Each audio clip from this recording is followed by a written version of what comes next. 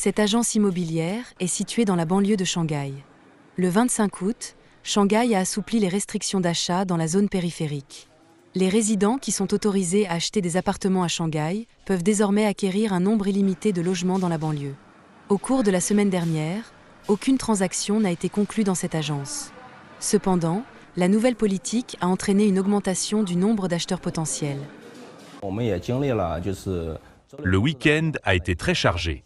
Le nombre de demandes de renseignements et de visites a bondi. Par exemple, dans notre magasin, elles ont augmenté de 20 à 30%.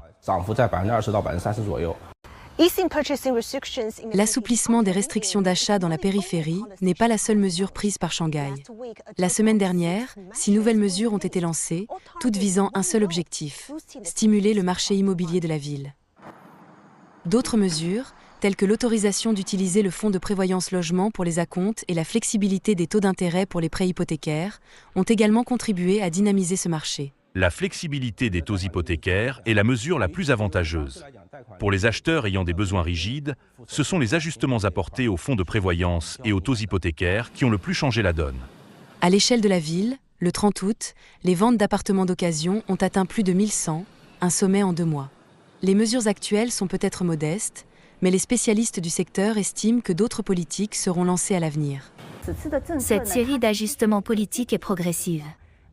Elle vise à éviter la spéculation sur le marché.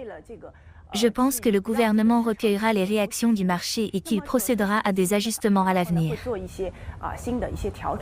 Shanghai n'est pas la seule ville concernée.